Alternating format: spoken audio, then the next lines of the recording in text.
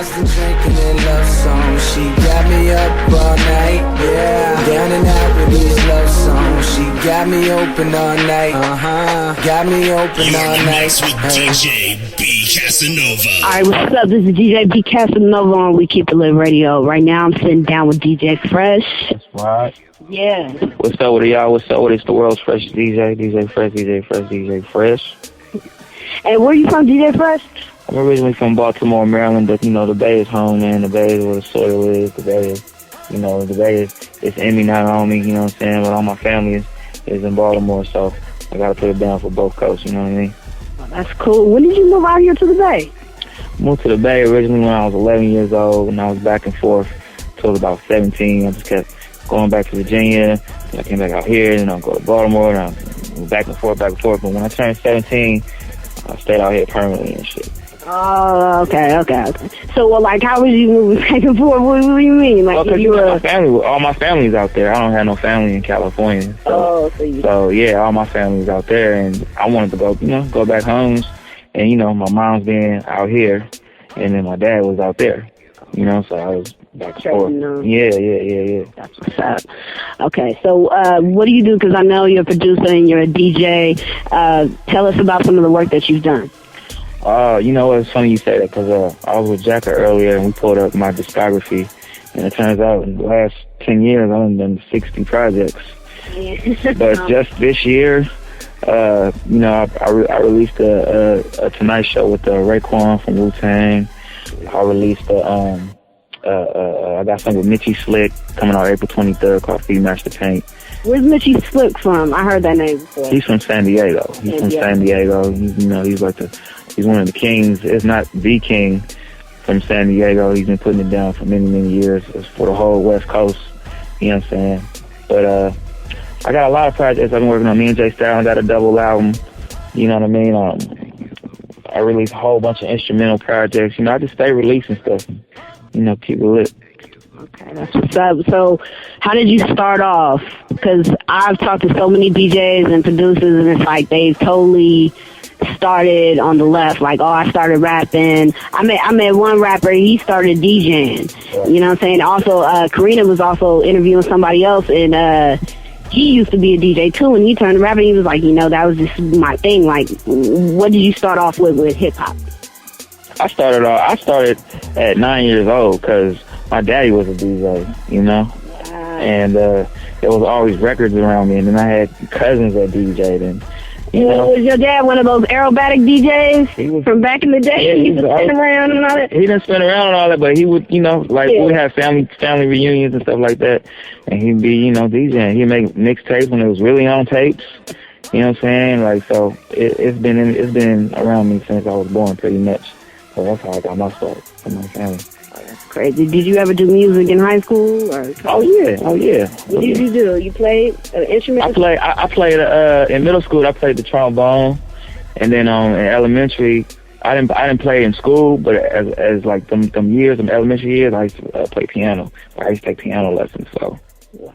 That's how you got like, because I used to play the violin, and I found it easy to play other instruments just because it's the same notes. Like, I always thought like it was a different language for every instrument, but that music theory. Yeah. No, that definitely helped, and just from an early age, understanding music theory, and it's just communication. You know what I'm saying? It's all it is, communication. Once you understand it, it's like, oh, this shit make hella sense.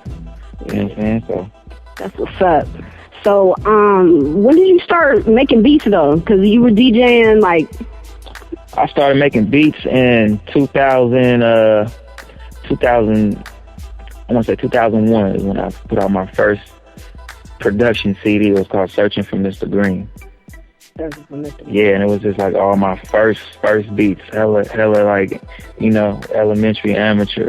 But, You just kept it pushing, I just kept it pushing. Like, I'm a firm believer in, and if you build it, they'll come, and that's what I've been doing this whole time. I've just been building, and as long as they keep on coming, I'm going to keep on building. Okay, cool. So do you have any advice, like, because you've been doing a lot of Tonight shows with a lot of, great artists that have a large fan base, Yeah. You know, like how did you get to that point? Like, do a lot of these artists come to you? Do you come to them? Do you think it's like an even exchange, or, you know, like how does it work when you pick out what artists you want to work with to put our album out with? I mean, each situation, you know, is different, but you know, it's you know, fair exchange. Sometimes it's for, you know, if it makes sense. Like a lot of times, and every time, it just has to make sense for both parties. You know, starting out, you know, doing a whole album or original music with somebody it's a lot, because it's not a mixtape where I'm just taking somebody else's instrumentals and doing it. But once I caught on to it, it was like, once people caught on to it and the artist caught on to it, it was like, man, that's hella cool. You know what I'm saying? Like, I want to do it. Like, let's do it. Original music. You know, why not? The beats is dope. Like, if the beats is dope, your beats is dope. It's undeniable. You know what I'm saying? It's like, if you hear a beat and it's making you want to write, then you're going to naturally want to do something with, you know, that producer. So that's how I worked the mindset. And at the time, nobody was really doing that neither. Nobody was, like, coming at it like, let's do an original, you know. Not too many people are doing that right now. Yeah. Even, like... So I see a lot of producers, and they'll just like sell beats solely to this one artist and continuously like put out the music, but that producer doesn't really step out. Right. Like, you know what I'm saying, that the engineer and everything else. And I find like a lot of producers kind of like are bitter about that because they may not get enough play. Like, they shine. Yeah, they want they shine. But it's like, I see you a lot on the forefront. Is it like... I like that tactic, but did you know that you were going to do that when you got into that? Well, my whole approach was, I didn't want to be that producer that was like, hey, you know, I did number 5 on such and such album, or I did number 7, 8, 9. Mm-hmm. My thing was like, no, I'm gonna build my own, I'm gonna create my own lane, and I'm gonna produce a whole project with, you know, whoever the artist I want to work with or whoever wants to work with me, and build my own sound to where, you know, people will just want to check for my beats with the artist just because I did the beats. You know what I'm saying? Yeah. So that was my whole mission. That's some real shit. That is some real shit. Because I know when I started this music, I was like, I just don't want to be another local person that's just sitting on my ass complaining about everybody else in the world that's doing it. Right. Like, you just gotta fucking just get up and do it. Mm-hmm. So go ahead and name us your new projects that's coming out, and you know, and who do you plan on, you know, working with next, or, you know, just whatever. Okay, so yeah, like I said, for this year, my next release is with Mitchie Slick, and that comes out April 23rd.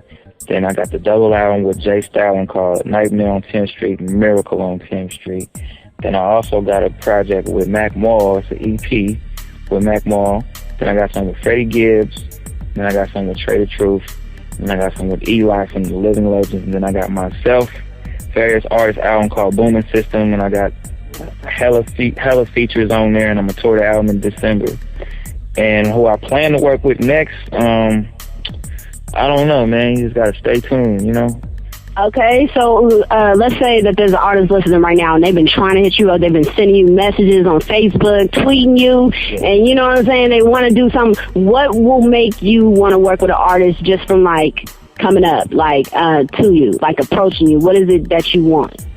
Well, for one, I always just listen to what the streets say. You know, I listen to what the streets say. So it's kind of like with me, like, the streets was just like, man, you got to do a Tonight Show. You got to do a Tonight Show to a lot of the artists who I wanted to work with, and it just made sense. So I would say, like, you know, for somebody that want to do something with me or whatever, you know, besides the bread or whatever, like, just push your own shit so hard to where it's got to be like, damn, I have to do something with this dude or I'm going to be missing out. You know what I'm saying? Like, I could be That's some real shit. I could be a helping hand, but I'm not holding no hands. You dig what I'm saying? So it just gotta make sense, you know? Yes. So. Okay, cool. Now go ahead and tell me your links, and like, where can we find your beats? Like, people that just want to buy your beats. Can anybody buy your beats? I mean, if you get at me, you just gotta, you know, we just gotta get in contact with each other, and, you know, I can send you some snippets. But my website is theworldsfreshest.com, and then, you know, my Instagram is theworldsfreshest, and that's, you know, that's how you can find me. What's up with y'all? It's the world's freshest DJ, DJ Fresh. You gotta say it 3 times. And you listening to Keep It Lit Radio with your host, BCasanova. DJ Fresh, DJ Fresh, DJ Fresh.